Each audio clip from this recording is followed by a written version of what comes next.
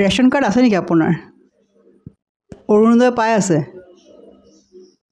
কিন্তু এইবাৰ ration card বহুতে কাট খাব। কিয়? আজি আমি এইখিনি আলোচনা কৰিম। হাই, মই ৰত্ন দত্ত, SCG মটিভেশ্যনেল ট্ৰেইনাৰ। যিহেতু আত্মসহায়ক গোটৰ সকলো মহিলাৰে ৰেচন কাৰ্ড আছে, সকলো মহিলাই অৰুণোদয় লাভ কৰি আছে। বহুতো মহিলাই ৰেচন কাৰ্ডত নাম থকাৰ কাৰণে অৰুণোদয় লাভ কৰা নাই। এতিয়া মুখ্যমন্ত্ৰী ডাঙৰীয়াই কি কৈছে যে যদি ঘৰত দুজনী মহিলা আছে, এজনীয়ে পাই আছে আৰু এজনী পোৱা নাই, তেনে ক্ষেত্ৰত ৰেচন কাৰ্ডটো ভাগ কৰি দিব, মানে দুটা ৰেচন কাৰ্ড বনাই দিব, যাতে দুজনীয়ে অৰুণোদয় লাভ কৰিব পাৰে। কিন্তু এতিয়া চেঞ্চাছ আহি আছে। চেঞ্চাছত কি হ'ব? চেঞ্চাছত হ'ব আপোনালোকৰ ঘৰৰ ভেৰিফিকেশ্যন হ'ব। ঘৰত ভেৰিফিকেশ্যন হ'ব। কি ভেৰিফিকেশ্যন কৰিব? যে প্ৰথম আহি পেলাই চাব যে আপোনাৰ ঘৰত কোনো চাকৰিয়াল আছেনে নাই। নেক্সট, আপোনাৰ ঘৰত চাৰিচকীয়া বাহন আছেনে নাই। 3 নম্বৰ চাব আপুনি টেক্স পে' কৰি আছেনে নাই। এইখিনি গোটেইখিনি চেঞ্চাছে চেক কৰিব। ঘৰত মানুহ আহিব, ভেৰিফিকেশ্যন কৰিব।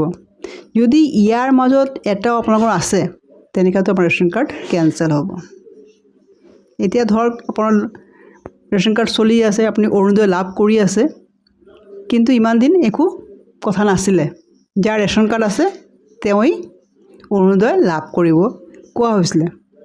কিন্তু এইবাৰ কি কৰা হৈছে যে যদি আপোনাৰ ঘৰত আপোনাৰ ল'ৰা বা আপোনাৰ ছোৱালী বা আপোনাৰ হাজবেণ্ড চৰকাৰী চাকৰি কৰে, চাকৰি পাইছে নতুনকৈ, তেনে ক্ষেত্ৰতো আপোনাৰ ৰেচন কাৰ্ড কাটা যাব। 2 নম্বৰ, আপোনাৰ হাজবেণ্ডে বা আপোনাৰ ল'ৰা যদি টেক্স পে' কৰি আছে, ডাঙৰ বিজনেছ কৰি আছে, টেক্স পে'ড কৰি আছে, গভৰ্ণমেণ্টৰ টেক্স দি আছে, তেনে ক্ষেত্ৰতো আপোনাৰ ৰেচন কাৰ্ড কাট খাব।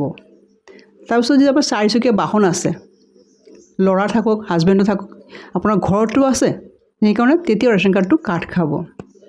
গতিকে এইখিনি গোটেইখিনি ভেৰিফিকেশ্যন হ'ব। এতিয়া ভেৰিফিকেশ্যন হোৱাৰ পিছত এইখিনি ৰিপৰ্ট যাব। ৰিপৰ্ট যোৱাৰ পিছত তেনে ক্ষেত্ৰত আপোনাৰ ৰেচনবিলাক লাহে লাহে কাট খাব।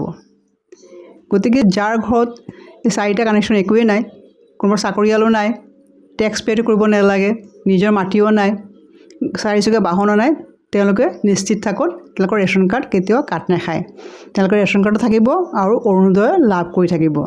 কিন্তু যাৰ ঘৰত এই 4টা বস্তু এটা আছে, তেনে ক্ষেত্ৰত তেওঁলোকৰ ৰেচন কাৰ্ডটো কাট খাব। আৰু ৰেচন কাৰ্ড কাট খালে অৰুণোদয় আপুনি লাভ নকৰে। গতিকে চৰকাৰে এতিয়া এই চেঞ্চাছ দি পেলাই প্ৰতিটো ঘৰতে চেক কৰিব যে কাৰ ঘৰত এইবিলাক কি আছে।